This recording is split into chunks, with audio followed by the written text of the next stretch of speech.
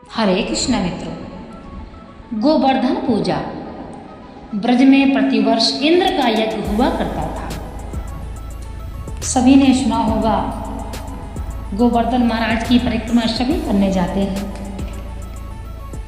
ब्रज में प्रतिवर्ष इंद्र का यज्ञ हुआ करता था। काल रूप भगवान ने इंद्र का दर्प चूर्ण करने के लिए की इच्छा से नंद जी आदि को समझाकर इंद्र का यज्ञ बंद करा दिया और उसके बदले में गोवर्धन पर्वत और गौओं की पूजा करवाई। भगवान की आज्ञा अनुसार ब्राह्मणों को दान दिया गया। गौओं को हरी घास और बढ़िया चारा खिलाया गया। तदंतर सब गोपियां सज धज कर छकड़ों पर सवार हो श्री कृष्ण के गुणगान करती हुई गिरिराज की प्रदक्षिणा करने लगी। फिर सब पहाड़ पर गए। भगवान श्री कृष्ण स्वयं वहां दूसरे चतुर्भुज विशाल रूप में प्रकट हो गए। भगवान श्री कृष्ण ने अपने ही दूसरे शरीर को ब्रजवासियों सहित प्रणाम किया और स्वयं उनकी पूजा करने लगे। इसी प्रकार पूजा करवा कर भगवान सबको साथ लेकर ब्रज में लौट आए। इंद्र ने इस घटना से अपना बड़ा अपमान समझा और ब्रज को विध्वंस करने के लिए वे प्रलयकालीन वर्षा करने लगे। बिजली कड़काने, ओले बरसाने, ओवी चलाने और जल राशि बरसाने में इंद्र जहां तक शक्ति रखते थे, आज उसका पूरा प्रयोग करने को तैयार हो गए। गोप गोपियां घबराकर श्री कृष्ण के शरणापन्न हुई। भगवान ने उन्हें धीरज देकर लीला पूर्वक ही एक हाथ से गोवर्धन गिरी को वैसे उखाड़ कर उठा लिया जैसे कोई बच्चा खेलते खेलते धरती के बरसाती छत्ते को अनायास ही उखाड़ लेते हैं। समस्त ब्रजवासी अपने घर के सामान और गाय बैलों को लेकर उसके नीचे आ गए। श्री कृष्ण ने भूख, प्यास, व्यथा और सुख की इच्छा छोड़कर इसी प्रकार लगातार 7 दिनों तक पहाड़ के उसी प्रकार अवचल अटल रूप से हाथ पर उठाए रखा। गोप गोपियां भगवान के इस अलौकिक कर्म को देखकर तथा अपने को ऐसा महान परम पुरुष के कृपा पात्र समझकर आश्चर्य तथा प्रेम भरी एकटक दृष्टि से श्री कृष्ण के अम्लान मधुर मुख की ओर देखती रही। भगवान के इस अद्भुत कार्य को देखकर इंद्र चकरा गए। उनका सारा अभिमान चूर्ण हो गया। इंद्र ने थककर वर्षा बंद कर दी। सूर्य देव निकल आए। गोपी गोपी पहाड़ के नीचे से निकलकर श्री कृष्ण को यथा यज्ञ सत्कार, पूजन, आलिंगन और आशीर्वाद से प्रसन्न करने लगे। इंद्र आए और उन्होंने आते ही अपना सूर्य तेजपूर्ण मुकुट उतारकर भगवान के चरणों पर रख दिया और इंद्र भगवान की स्तुति करने लगे। भगवान, मुझको बड़ा अभिमान था। इसी से यज्ञ न होना देखकर मैं क्रोध में पागल हो प्रचंड वर्षा और तूफान से ब्रज को विध्वंस करना चाहा था।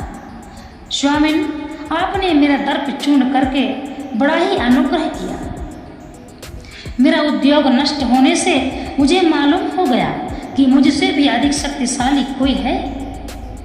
अब मैं इस गुरु और आत्मस्वरूप आपको शरण में आया हूँ, आपकी शरण में आया हूँ, मेरी रक्षा कीजिए।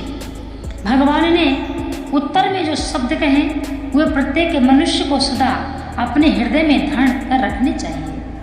भगवान क्या कहते हैं? देवराज, तुम ऐश्वर्य के मद में मत वाले हो गए थे। इसी से मैंने तुम पर अनुग्रह करके तुम्हारी आंखों में आंखें खोलने के लिए तुम्हारा यज्ञ रोक दिया। अब तुम मेरा स्मरण करो।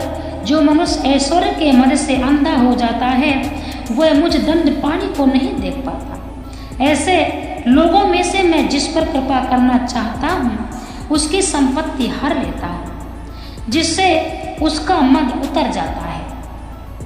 इसके बाद उदार चित्त वाली सुरभि गौने गोप रूप भगवान को प्रणाम किया और स्तुति करने के अनंतर अपने दूध से उनका अभिषेक किया। तदंतर माता आदिति की आज्ञा से इंद्र ने भगवान कृष्ण की पूजा की। अब आप ही समझ लीजिए, इंद्र कहते हैं भगवान आज मेरा जीवन सफल हो गया, आज मुझे महान संपत्ति प्राप्त हो गई, आज मैं मुक्त हो गया स्वामिन, आज परम ब्रह्म है, आप परम ब्रह्म हैं, आप परमात्मा हैं। ब्रह्म उत्पन्न करने के लिए लोक सृष्टि की कल्पना करने वाली माया आप में नहीं सुनी पड़ती। मैं आपको नमस्कार करता हूँ प्रभु।